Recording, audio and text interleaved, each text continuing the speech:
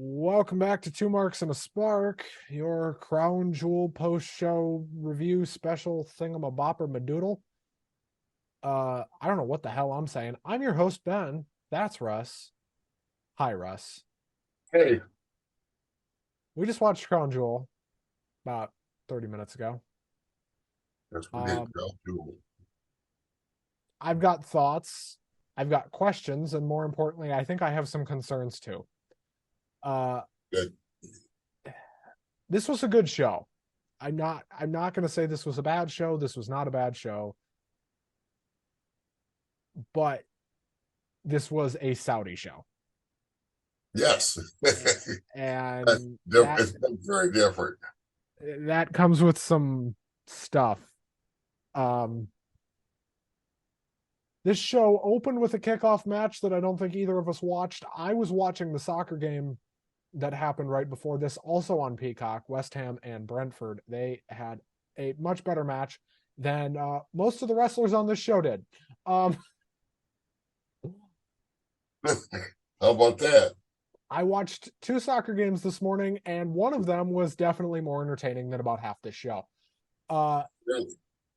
Well, that's how much I liked some of this show. What I loved, though, was the match that started this show, Seth Rollins and Drew McIntyre. This was fucking great. yes, it was. Uh, Near falls everywhere. And this, for all the potential they had to fuck this up in terms of interference and bullshit. I wanted Drew to win, but I did not expect him to. He would have been my sentimental favorite. Right. I was rooting for Drew, but I was very okay if Seth won. This was not one of those situations where you're like, oh fuck, if they Because another round of unconfirmed rumors that Drew is definitely leaving the company and going someplace else, I wouldn't be surprised. which I never would be either. But we've heard this several times before, and it sounds accurate, but the time is way off. I don't think quite yet, but maybe after this. If this was his send off, if this was it for him, this is one hell of a way to go out. Of course, my wife, she was very, very disappointed. Her being Drew, I mean, that's her eye candy and her favorite wrestler. Well, he's a hell of a wrestler. Well, Seth wins with a stomp. And Hmm. after this, Priest comes out. Looks like he's going to cash in because Seth is just dead. Uh, and as he's about to cash in, Sami Zayn runs down in the hood and steals the briefcase, runs away. Uh, I don't know why he didn't hit Priest with the briefcase after he stole it, because then he wouldn't have had to run. He could have just walked up the ramp. I hate it when the good guys, though, get cheered for doing heelish things, though. That's wrestling in 2023, Russ. Oh, I know it is. Well, there you go. Exactly. Thank you. Uh, well, anyway, after this, we get a whole bunch of stalling. And this was really the only time they stalled on this show, so I wonder if they had like a wardrobe malfunction or something. Oh, who knows? Yeah, it could be. Maybe they had to get the final approval for the outfits before they could walk out. Who knows? But they didn't stall a whole bunch on this show, but they certainly did here. What do you think? What do you think about Rhea's entrance? That was What what the the fuck was that? you took the words right out of my mouth. I'm like, it's like, Okay. So fucking I've Naya been comes put for out. a minute there in bed. I thought maybe somebody slipped something in my right. I thought maybe I was having a fucking flashback finally after 30 years. That was weird, man. That was bizarre. Yeah. It wasn't bad. It was just bizarre and it was weird. Okay, so first of all, every entrance for this fucking match, this five-way, which is too many people anyway, was normal. Right. And then they turn the lights off, and I'm like, oh, maybe they're gonna do like a live music entrance for Rhea. Yeah. Because that would have made fucking sense. And then these Saudi Arabian guys, these poor bastards, I don't know what the fuck they were doing out Green there. light and green fog, and a bunch of guys with turbans and robes. Mugs. Yeah, And I was like, they were like, and and here's they just kept coming, here's Russ. more, here's more. There's like 50 of these motherfuckers out there. And I don't know. I was expecting them to start throwing magic dust and lamp and shit. I didn't know what was going on. I was like, what in the fuck am I watching?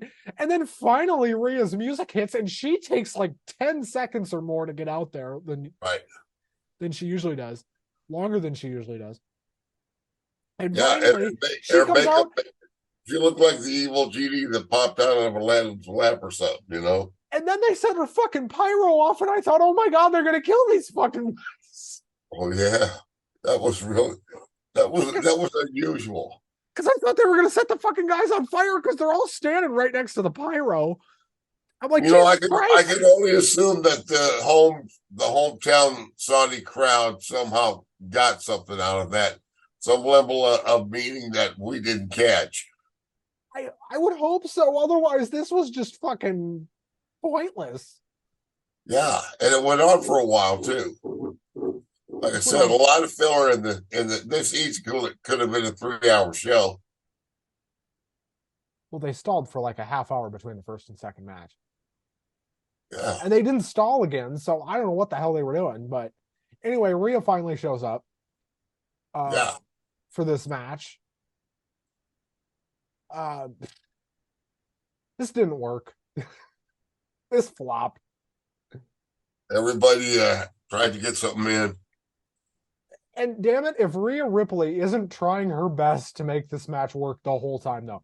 They were out there for like 10 or 15 minutes, and I think every single minute of that, Rhea Ripley was trying to think of, how the fuck am I going to salvage this? Well, without the normal gear, the outfits that they wear, it really focuses more attention on their skills and what they move, even more so. And for some of them, that's very good. And for some of them, it's not so good. I wasn't upset that Rhea retained the title. I wish that Shayna was not the one that got pinned. I was hoping Nia would be pinned because she is my least favorite of the group. But you know, it's also very clear to me of matches where one can lose a belt and not be pinned or submitted. And I don't know if you've noticed this, but it's also very clear that the plan at some point, that in a time that has already gone by, or maybe it was the plan for this show or very soon before or after, it's very clear that before she got hurt, Liv Morgan was already supposed to have won this title. Oh yeah, that's right. You know, because what are they doing with Rhea at this point?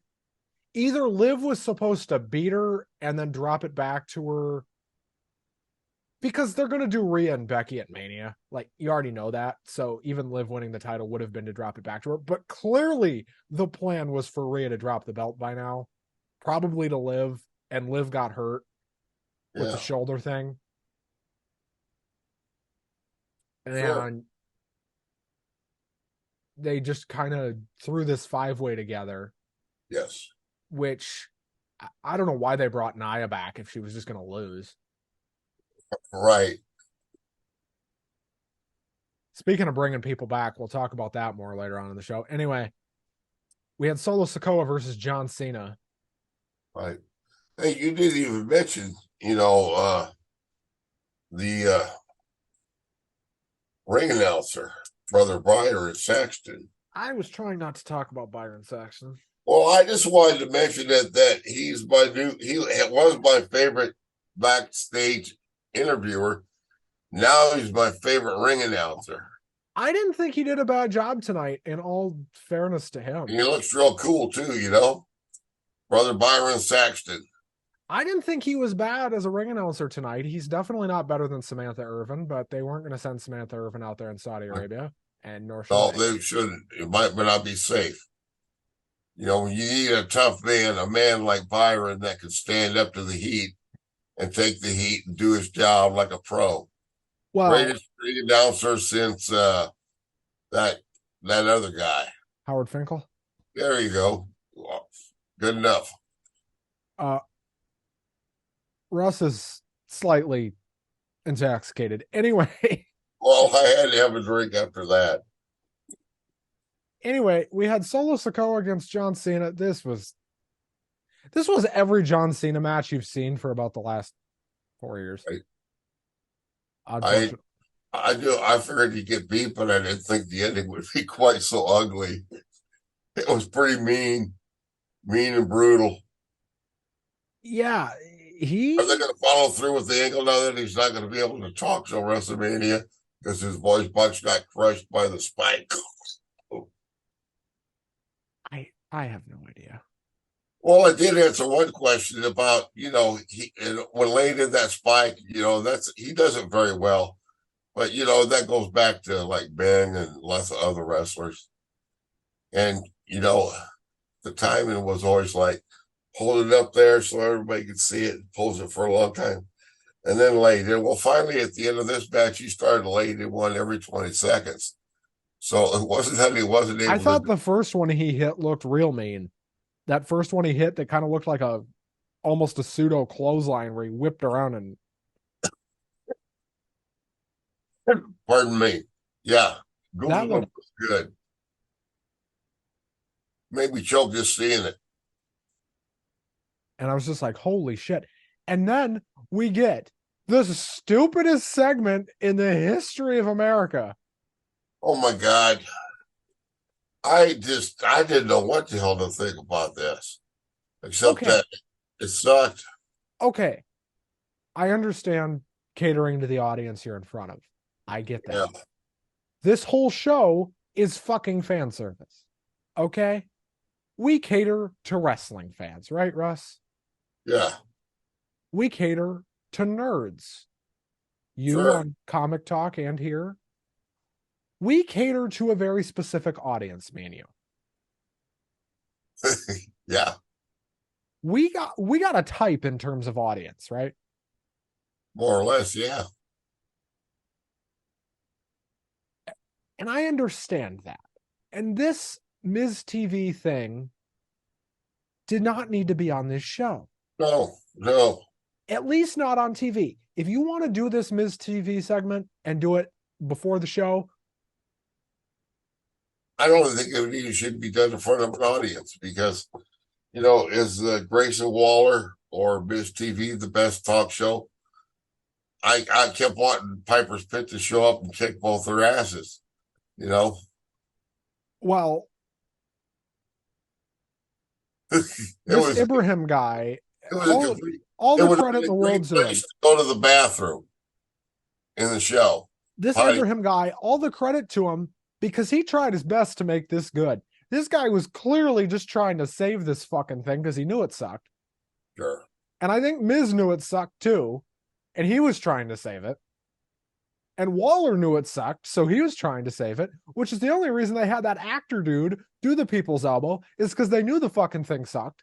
And they just needed. He got to do this in front of his homeland too, right? And this is like a big deal of their culture.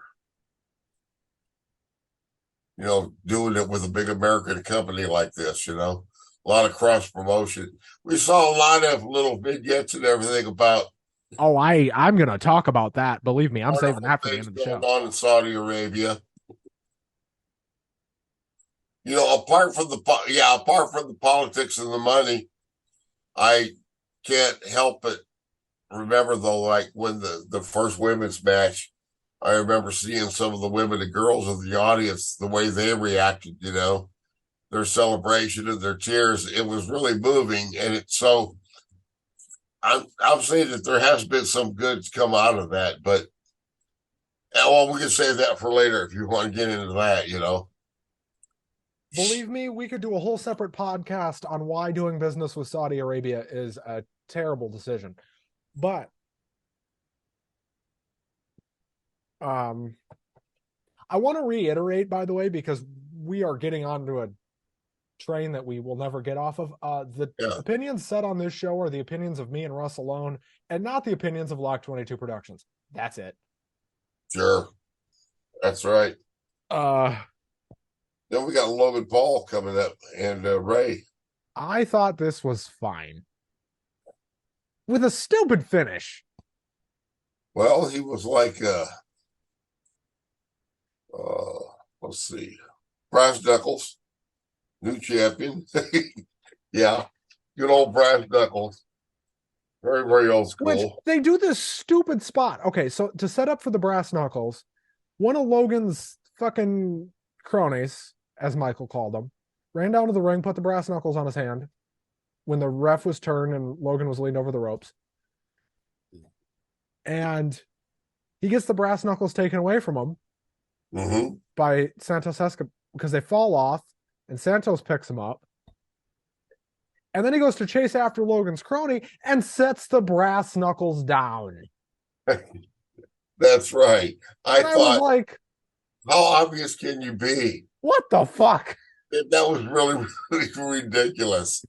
It's like, I got to run fast, but these suckers are heavy. I better set them down here so they don't slow me down. So anyway, Logan lets Ray hit the 619 and then jumps up like a fucking taser went in his ass and knocks him out. Yeah. Doesn't block the 619, doesn't do anything to just takes it right on the head and stands up like a taser in his ass. And exactly.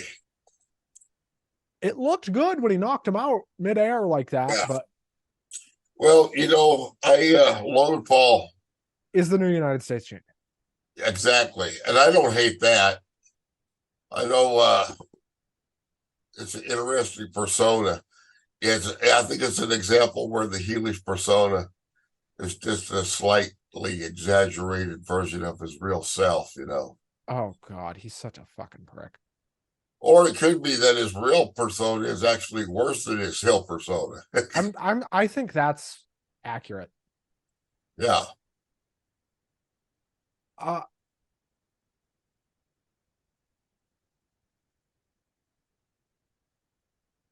Well, okay. I thought for a minute there you were stuck. No. All right. Though it felt like we were stuck for a lot of this women's championship match between Io and Bayley. Not Bayley, Bianca. That's right. That's right.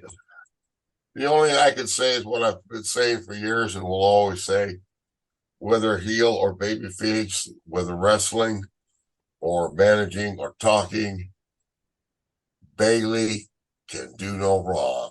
That's just established. Now let's go talk about the match. Bayley, in my opinion, is a Hall of Famer without any questions. Right. At this point. But this shit they do here, Io and Bianca have this perfectly good match, all things considered, especially on this show, which was full of relative mediocrity. You know, especially the women's matches are going to have a different feel in this country, you know. But Io and Bianca went out there and they said, well, we've been handed lemons. Let's at least try to make something out of this. And Bayley interferes and da-da-da-da-da. At one point, Bayley gets knocked down by Bianca, and then she's going to go for the KOD on the outside when the ref was just indisposed somewhere. That's right. And out of fucking nowhere, he was taking the smoke break. The ref went to have a cigarette, okay? The ref needed a cigarette. That's what happened. Yep. And he left. Or was this the one with the female ref? I can't remember. No, she wouldn't have to smoke then. No, I bet women don't smoke in that country. What do you want to bet? It wouldn't surprise me if there's a law against that. Well, anyway, whoever the ref was went to have a cigarette, take a piss, whatever.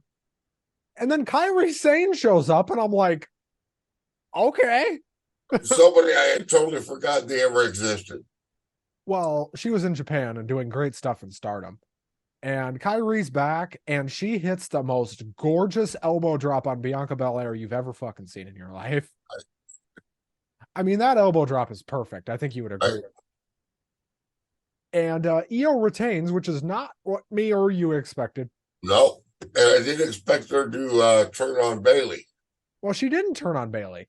Well, yes and no. Kind of yes and kind of no, because um, there's kind of been an ongoing thing where Io, he's got a short temper with Bailey. You know what I mean? Well, okay, the She could have helped her storyline more than she was, did. and Michael said this on commentary. Here's the storyline. The last time Kyrie was in WWE was when Bailey turned heel and beat the piss out of her, and she Oh, left the sure. company. Yeah, that's been a while back. And she got the piss beat out of her by Bailey. And her and Io were in a faction together in Stardom. NXT. In Stardom. In Japan. Okay. So I think what they're going to do is they're going to turn Io and Kyrie heel, and they're going to turn Bailey babyface, or some version of that. And Kyrie and Io are going to go one way. Dakota and Bailey are going to go another. I think Dakota and Bailey probably get a third member again. Who? I don't know. Who knows? My gut says Tiffany Stratton makes sense, but will they call her up at this point? I mean, they should. She just had that 2 fucking killer matches with Becky, especially that Extreme Rules match. So I don't see why not, but We'll have to see, I guess. Anyway, Bianca Belair got absolutely mugged But at the end of this match. I mean, she just got beat up. She got this was like a gang attack. This was like you think you're fighting your robber one-on-one, and then his buddy shows up. just for the sake of argument, though, indulge us all. Would you, young wrestling historian, enlighten us again why we have to have 2 women's world champions? Same reason we have 2 world champions on the men's side. Yeah. Same. Originally, it was because of Raw and SmackDown, but the way they do it. I mean, that Raw and SmackDown thing is kind of back now with the way Hunter's booking everything. But with the women's titles, I wish they would. Yeah, they call them both women's titles, but I don't usually hear them say the SmackDown women's title or a Raw women's title. Well, one of them is the WWE Women's Championship, and the other one is the WWE Women's World Championship. Ask me the difference. There you go. I mean, it's just like, oh man. I mean, they should have just called it the Women's Universal Title. I don't want to start complaining about too many titles, too many names, especially when you got AEW that's got like. Don't get me started on fucking AEW right now. I'm so mad at them. They got 148 different titles, spread across 4 different companies. Anyway. But at least WWE, they are confusing. But I'm a whole lot less confused by WWE right now. Yeah. And believe me, both companies do stuff I don't like, but AEW is doing a whole lot more I don't like right now.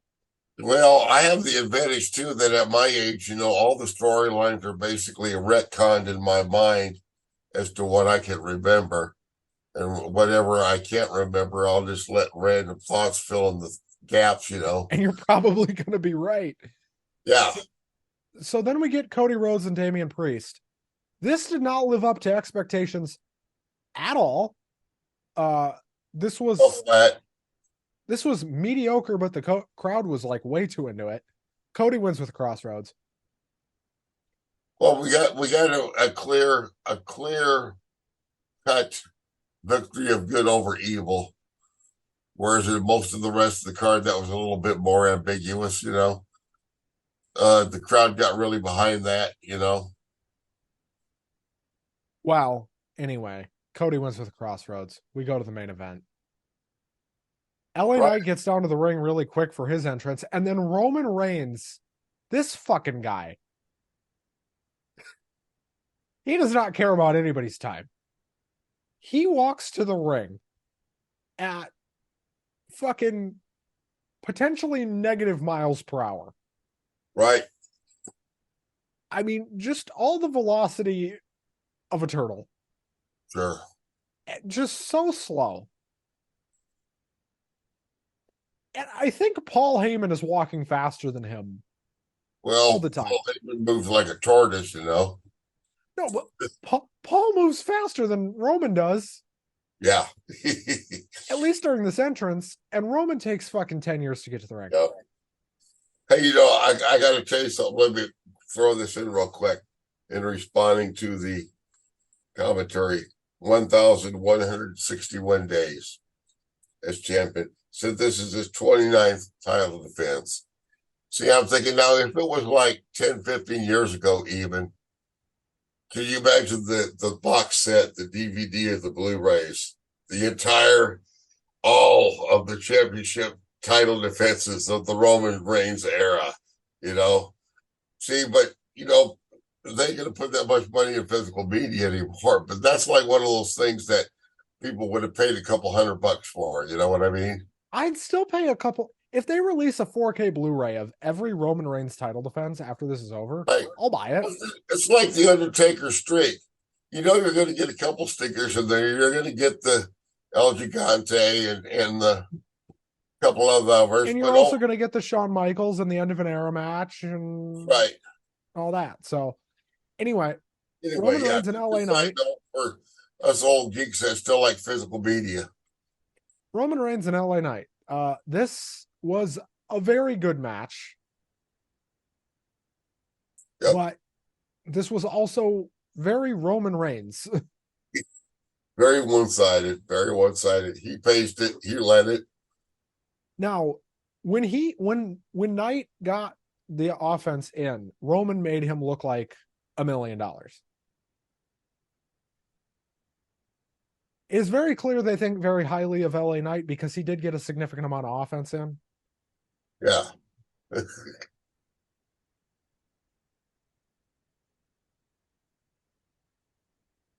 I don't know why they had to have Jimmy interfere here, because even when they did the interference here, Jimmy didn't fucking do anything.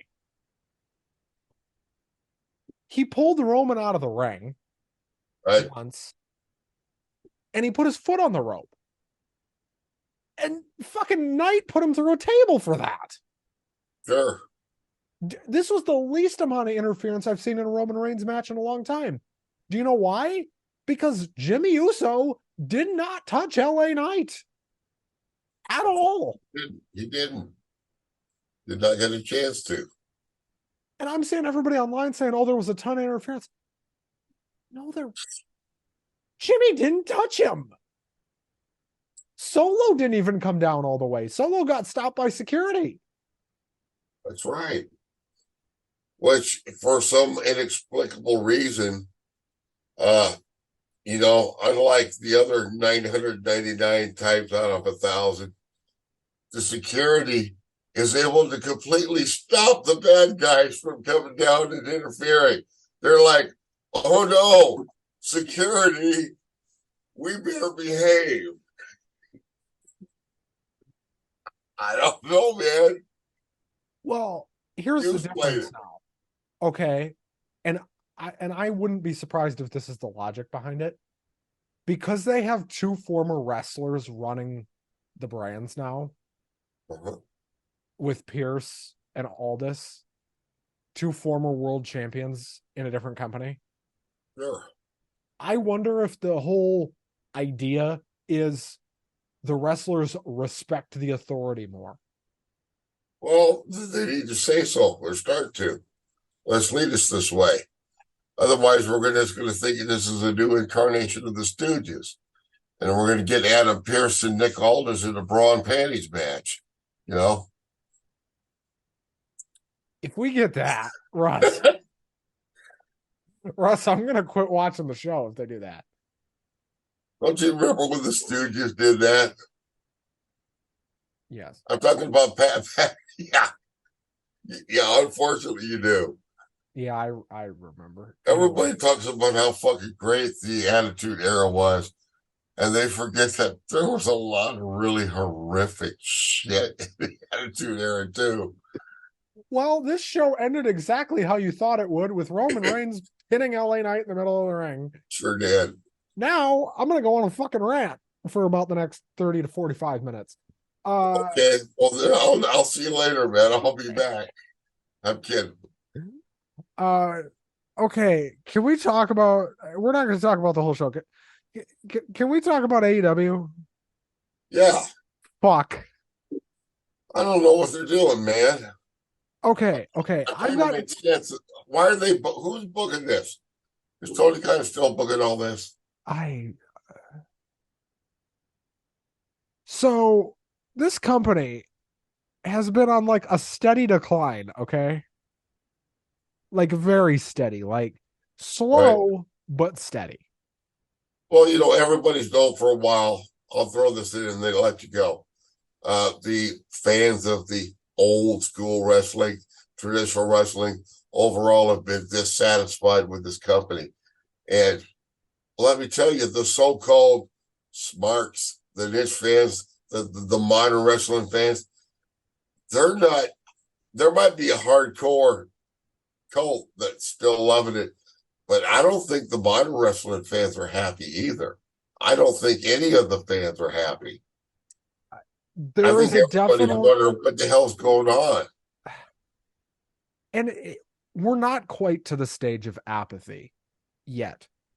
No, It feels like we're getting there, but we're not there. There is still people that care. There are still people going to the shows. There are still people watching the shows. But the thing is, okay, and I'm going to draw a reference to history. All right. I want to take you back to late 2008 or 2009. It was actually late 2009. TNA is on top of the fucking world. They're on Spike, which was a big network at the time. yeah, They're in prime time. They're doing a couple million people every Spike single week. Network. How many listeners just said, "What? What the fuck? Spike Network? What the hell are you talking about?" All right. And fucking they signed Ric Flair and they signed Hulk Hogan. And what happened very shortly after Hogan and Bischoff? They ruined it. The They just whole thing went in the toilet. Okay. And I don't think it was Bischoff's fault. And I don't necessarily even think it was Hogan's fault. I think creative just took a shit and the whole place just went downhill. and they never fully recovered. They have never fully recovered from that to And this they day. never will. Now, do I think AEW is where TNA is? No. They're still on AEW is still on network TV. One thing I was happy about was, if I remember right on Dynamite, I may have missed it, but there was no replay of Flair, and they didn't mention him, did they? Buddy, Ric Flair signed a 2-year contract. Oh, he did. 2 years? Well, I hope they limit it to appearances now and then. I don't want to see the man. He's cleared to wrestle. Well, I don't want to see his alcoholic corpse dying on live TV in the ring. I don't want nobody needs to fucking see that. Okay, we can talk about Ric Flair all we want, but like Ric Flair signing with like a new up and coming promotion is like a fucking death sentence, it seems. Well, I tell you what, any country that would put up with something like that would fucking elect 80-year-old people to the Senate. Wait a minute. I'm from Iowa. You know what I'm saying? So Ric Flair signs his fucking 2 or 3 year deal, whatever it is, and they partner with his energy drink company. Who knew Ric Flair had an energy drink? I didn't. Well, I hope he's drinking something besides booze. I'm saying, hey, he's not hiding the fact that he almost died from drinking. His doctors have told him if he drinks, he will die. But yet he he continues to openly admit he continues to drink. So at what point, I can't feel sorry for the man. Like I said, I'm not a huge Charlotte Flair fan, but every time I look at her, I think about her athletic background. But more than anything, when you read a lot of the stories, I look at her being tough enough to overcome a really horrific childhood where she was alone. Her and her brothers were left alone to Yeah. raise themselves, basically, and to overcome. I'm sorry. I'm way, way past giving Ric Flair any benefit of the doubt. So, That's my rant. Okay. and here's the thing. There are two all-time liars still alive in professional wrestling. Two of And the their worst. names are Ric Flair and Hulk Hogan. Oh my God. These people lie when it would make more sense to tell the truth. But they're so addicted to lying, they might as well run for president. Oh, I'm sorry. I made another political comment. The fucking guardrails are already off. You might as well keep going. So, long story short, Ric Flair's in AEW. I hope he's never on TV, and I hope I never have to see him. But I probably will. Yeah, We're still going to talk about AEW for as sure. long as they're on some form of relevant television or streaming or whatever. Absolutely. And we will continue to cover them if they move to a streaming service. Just because they're going to be relevant in some capacity, even if they do move to streaming. Yep. Because WWE might move to streaming on their next deal for all the fuck we know. They might move Raw to a streaming network. We don't know. We're still going to talk about Raw. Oh, yeah. Just because something Absolutely. moves to streaming does not make it irrelevant. Correct. If anything, it makes it more relevant at this point. It very well could be, yeah. And you know what? The best thing for AEW might be going to a streamer. Like, legitimately, the best thing for them might just be going to a streamer.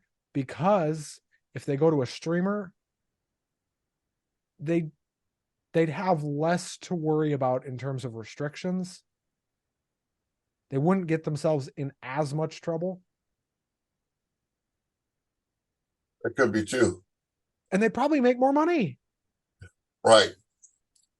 Another AEW issue that's in the news. I want your thoughts on it because you're way tucked into like plugged into the behind the scenes news. And that is, how well trained do you feel that referees and ringside personnel and workers in general in recognizing signs for concussion protocols? I Because think these things have recently been raised because of incidents with John Moxley, and he's been pretty honest about it. I here's the thing. I think it depends on the ref. I know Aubrey Edwards, the female referee for them, the lead female referee for them. Yeah. I know she's pretty good with concussion protocol.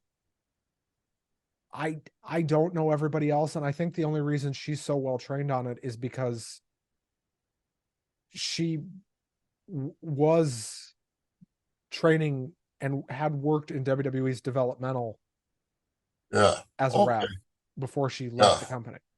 So I think her having a little bit of a WWE developmental background in terms of being a referee, I think helps.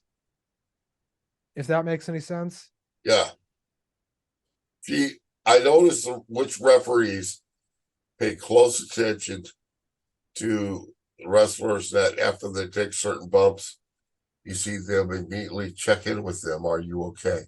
I like the referee's discretion that is a little bit broader in AEW, where they can end a match when there's been no pinfall or submission because they recognize he's out. That's it. Don't touch him. He's done. It's over. You won. See, I don't know of any place else that has that. WWE has it. I, It just doesn't happen. it doesn't happen. But there was that incident a while back where there was a change of the international title where apparently John Moxley called it audible because he could not do the finish. And apparently the referee either did not hear it, but it was called that Moxley had to be pinned and hand the title over to Ray. I'm sorry, Ray Phoenix. Who? Yeah, I heard about this. Yeah, and you see, here's the thing: the referee made the mistake. The way it's supposed to work, and well, I don't know. I can't say AEW. In an imaginary world where I was a promoter, if a mistake is made, you call the pinfall in the match in front of the fans, no matter what, and you fix it later. Well, okay. Every company has different protocol. Right. In WWE, protocol is if you're hurt and can't do the finish, right, you give your opponent the Iggy, and that signal, there's a signal that a wrestler does that pretty much everybody in the back knows what it is to switch the finish. Right. And it's a universal signal. Every wrestler does it. And it's a very small little hand movement that they do. Like if they put you'll notice a lot of times when a guy gets hurt, and you saw it in the Ray Phoenix John Moxley match, when a guy gets hurt, they'll do a headlock a lot. Right. So then they can communicate. So then, like for example, John got hurt and needed to switch the finish, he'd grab Phoenix in a headlock and he'd go, switch the fucking finish. Right. So if you're not able to fully inform the referee what's going on, what I think you want is a referee that will go ahead and call it as it is, but boy, that would be tough. WWE refs are trained to count a 3 count no matter what, and if it's a fuck up, it's a fuck up. Yeah. Then it goes down to the wrestler at the time, because whether it was an accident, unavoidable, or WWE especially in the old days, there's always the wrestler going into a business for himself who actually does, screw jobs were nothing new in wrestling, never have been. Well, here's the thing. It's happened in WWE before where an accidental pinfall has happened and a title has changed hands. That's how Natalya won one of her women's titles, or one of her Divas titles. I totally forgot about that. Thank you. But it happens, but it's so rare because WWE is so cleaned up. They're such a machine. And that's one thing you got to say about WWE is they are cleaned up. They know what they're doing. Right. Know how to do it well. Yeah. But here's the thing. In AEW, I don't know how their protocol works in terms of changing finishes. I know what it is in WWE, but you'd never see it. I mean, a lot of the times when it's a concussion in WWE, they'll do a small bump, like a suplex or something, and then somehow call the ref over, like give a signal to get the ref over there. And then they'll say, hey, we're switching the finish. And then they'll do the hand signal to the back or something. Either the ref will or... Well, I'm very glad that it's different. I just don't know AEW's protocol anymore. Or I never did. I remember, this has been a couple of decades ago, but I remember Sean Waltman saying that he was certain by the time that he was, maybe 23, 24 years old, as a young wrestler, that, on the indie scene, that he had already suffered, almost as many as a couple dozen concussions. And, this leads to lots of problems. Look at me. I accidentally, when I was a kid, through blows to the head, getting my skull busted open. There's at least 4 occasions where I'm absolutely certain I was concussed when I was a young kid. And look at what a mess I turned out to be. Think You ended about up on that. this show with me. Old Uncle Russ got knocked in the head with a rock and Well, a hole. And a hole. One time my brother was balanced in a hole in the palm of his hand. Balanced in that hole, balanced in that garden hole. Here it comes, right? Split me right down the middle, man. well, I had a blood run running down right down the middle of my face, just like LA Knight said to Roman Reigns. well, it was reported today because a lot of people were wondering why Gunther wasn't on this show. He can't leave the US for a while, and the Observer said this, that he can't leave the US due to a residency thing. So Okay. that also means he won't be on Elimination Chamber because that's going to be in Australia, and I believe it's for the next 6 months. So 6 months. Yeah. Oh, that's right. They did have an announcement. That was one of the little ad inserts. That got They announced. weren't talking about the most luxurious airline in the history of planet Earth, Saudi Airlines. Man, oh man, what I to tell you what, I could like to live on that fucking plane. They probably got solid gold beds with satin sheets. Probably have belly dancers come and feed you breakfast in bed. Fuck. Saudi Airlines, the most luxurious airline in the world. They never run out of oil for rocket fuel either. There's plenty. This fucking show, dude. I'll tell you what. Well, we're canceled. See ya. I'm sorry.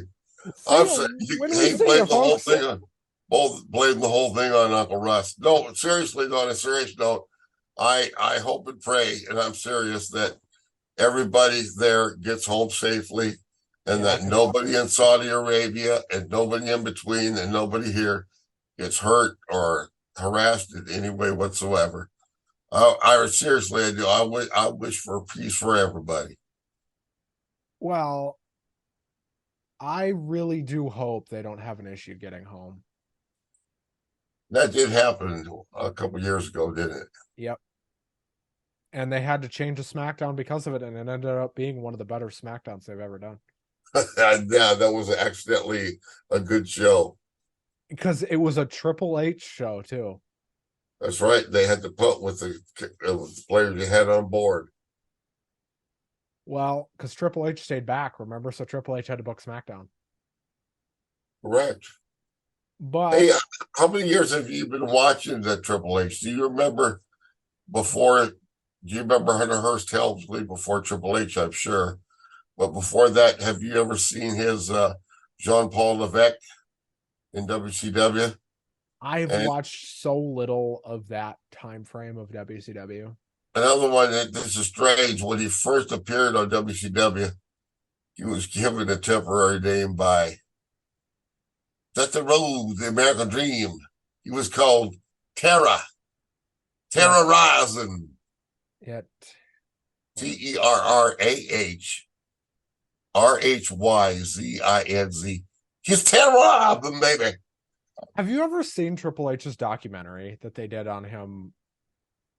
God, 10, 12 years ago now. Is that the one where they went back into his bodybuilding years and his amateur bodybuilding championships? And they went all the way up to whatever current day was at that time. Trained by Killer Kowalski. Yeah, I think I do remember that. That was such a good doc. That's one of the better documentaries they did from that era.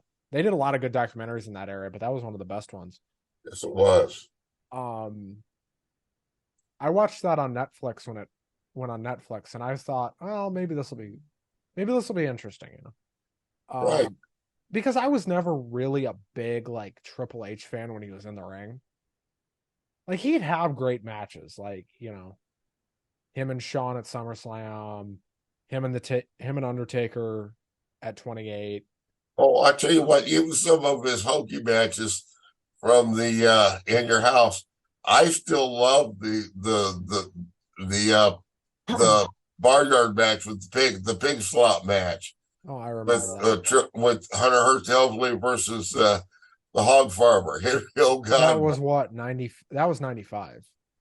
yeah, that was back in the schlocky day. I mean, it was a ridiculous match, but yet these guys were wrestling in literal pig shit. You don't So get to see that every day my favorite Triple H match is Triple H versus Mick Foley at the Rumble in 2000. at the Rumble in 2000. That wasn't a cage match, was No, they did that cage match like a month later. But that match, because this was when Mick Foley retired the first time, and or they did that like kayfabe Mick Foley retirement, Yeah. and he had that match with Triple H, and the stip was if he loses, his career is over. Da da da da da. And it was for the WWE Championship. Hunter won, but it was like a falls count anywhere, hardcore match, whatever. All And right. these two kicked the shit out of each other. Uh-huh. And by the way, for as bad as WrestleMania 2000 was, wait, what year did Triple H and Mick have that match at the Rumble? Hang on.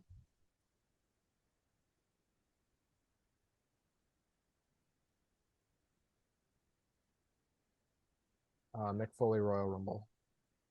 Yeah, it was Triple H versus Cactus Jack at the Royal Rumble in 2000. This match was so fucking good. And for as shit as WrestleMania 2000 was, the Rumble that year was great. Well, there's a lot of pay-per-views that were pretty horrible, but you'll find one or two good matches in there that are standout matches. It's unfortunate that, but like they say, it's like finding a corner in your poop, as Larry the Cable Guy would say. You find a corner, but you got to go through a lot of shit to get to it. Well, here's the thing. For as shit of a year as 2000 was, and 2000 sucked in terms of like good wrestling, especially in WCW. And WrestleMania. I tell you what, I remember sitting around with guys that have been old school WCW fans from the South that were now in Iowa, and then have watched it since they were growing up. And that last year and a half, 2 years of WCW was very, very depressing. It was so depressing hanging out with those guys, It was listening to how the glory days are going forever. well, we're at about an hour here. Me and Russ have officially probably gotten ourselves pulled off this network forever. Oh God, please edit me out. I promise. Don't do that. Let's see what happens. Yeah, that's right. Well, you gotta understand we just need to put a disclaimer in there that all of the comments here are made strictly for entertainment purposes. Right. And Uncle Russ is just a character I made up. This is all kayfabe. He's a gimmick. This is kayfabe. That's right. Protect the business. Exactly. That's what we're doing. We're protecting the visions of being two marks and a spark. Well, folks, we're gonna call it here, and we're gonna maybe if they decide to let us come back next week. If the powers that be decide that this show wasn't so shit rotten for some of the shit that me and Russ said, hopefully Come on now. Well, hey, listen to me. I know that those chaps on NFL occasionally use four-color or four-letter words, colorful phrases, if you will. Yeah, well, they don't call Ric Flair a dirty alcoholic like we did today. Well, I mean, Hey Ric Flair, you're an alcoholic liar. Fuck you. Hey Rick, I tell you what, brother, I'll be your sponsor. Let's go to A, brother. No, fuck that. I don't want to be your sponsor, man. Here, I'll say, here, I'll buy you a bottle of whiskey and send you down the end of the gutter. You probably like that anyway. I'm sorry. God, oh Lord, please forgive me. That was terrible. Oh, I hope my mother never watches this show. Hey Russ, do you think Yeah, we get another episode of this, or do you think is yeah, I think we'll be okay. I promise to be good. well, I promise. one thing's for sure, me and Russ will be sweating like horse in church this week, hoping this episode actually exists. Uh, Yeah. Well, anyway, not a bad show, but Crown Jewel. yeah, it wasn't horrible, but it was a little bit of work to get through it. Yeah, felt like it. Well, we'll be back here next week, back on our normal day, back on our normal time. Thank you all so much for watching. Go check out NFL, go check out Puck U, go check out everything else here on Live 22. Exactly. Back here 7 or 8 days from today, depending on when this Right. goes up. And that's all for now. Russ, thanks for showing up for work. Right. Thank you. Peace. As I like to say, Damon, play my music. Russ, let's get out of here.